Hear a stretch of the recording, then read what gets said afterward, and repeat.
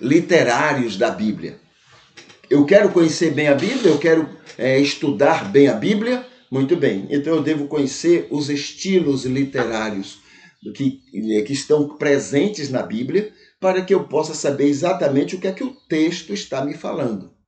Tá bom? Então, esse é um ponto fundamental para se estudar a palavra de Deus. Então, vamos ver aqui o que hoje a gente vai destacar como estilo a ser lembrado quando a gente for estudar. Por exemplo, o estilo genealógico.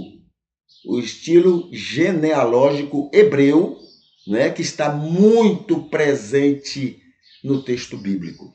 Eles têm uma maneira própria para falar sobre genealogia. Não é como nós, na hora que a gente vai falar sobre a minha ou a sua, ou a genealogia das pessoas, não. Eles têm aspectos próprios e a gente precisa compreender para poder entender o que, por trás daquele texto, o que é que eles estão informando. Tá bom? Então vamos ver aqui. Então, estilo genealógico, né? Conhecer e identificar para melhor entender o texto com ele, com aquele texto. Então, primeiro, o que é e o que pretende, né, o objetivo desse texto, desse estilo. Então, está aqui. É o estilo genealógico patriarcal. Patriarcal. Resumido e focado num objetivo. Primeiro, registrado por Moisés, seguido nos livros históricos e muito presentes nos evangelhos. Tá bom? Mas ele é um estilo patriarcal, resumido e focado. Vamos só usando essas palavras, só para a gente compreender. Patriarcal, quer dizer, é a ideia de expor a genealogia. Ela é colocada, se você olhar assim, genealogia não esses homens pariram uns aos outros, né? Essa é a ideia. Mas acontece que, por ser patriarcal, né, a genealogia não cita mulheres, a não ser em último caso. Tá bom? Ele cita só os homens, só homens estão na genealogia. Até quando entra, digamos, a esposa, é colocado o nome do marido. Então, esse é o estilo patriarcal, né, dos hebreus. A outra coisa é que ele é resumido. A característica é que ele não se estende, não explica tanto. Ele resume o máximo que pode. Né? Se pode fazer em 2 linhas, ele não vai fazer em 4 linhas a genealogia. E outra característica é que ele é focado, ou seja, ele não vai espalhando como é a genealogia normal, né? Ele não vai espalhando os vários ramos daquela formação familiar.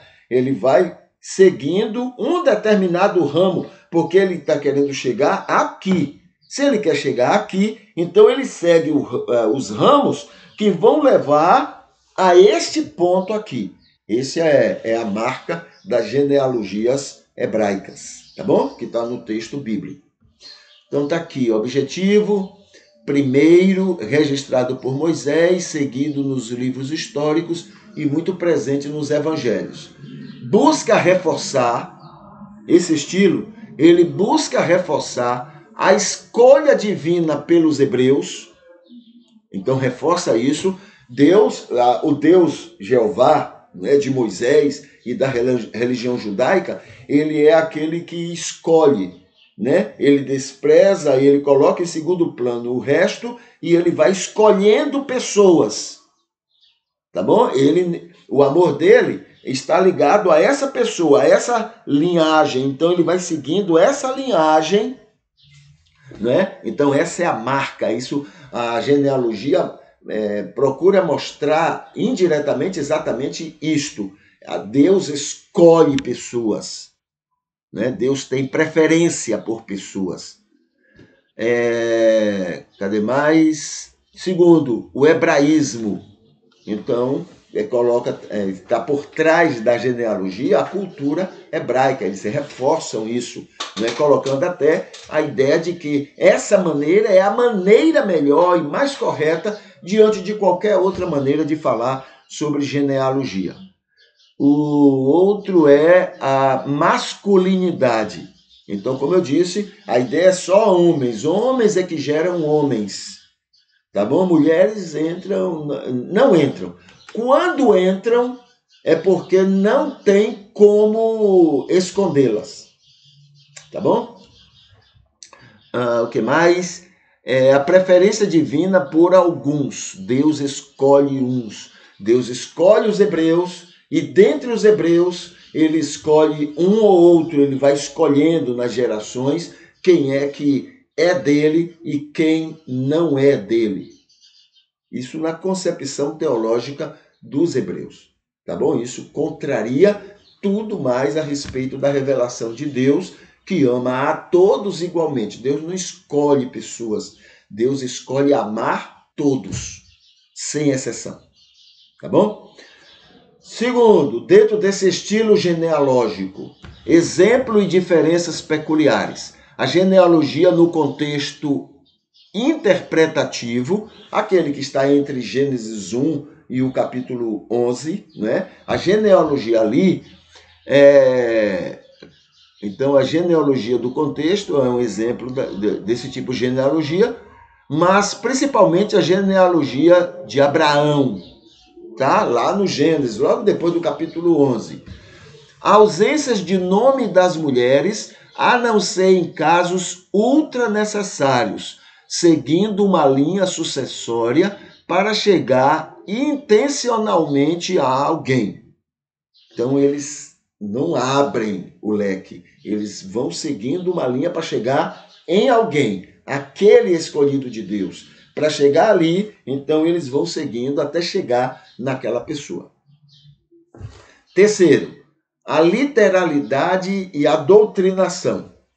Não pode ser compreendidos como literais. Esse estilo, o estilo genealógico, não pode ser entendido como literal. Você seguir literalmente do jeito que está ali.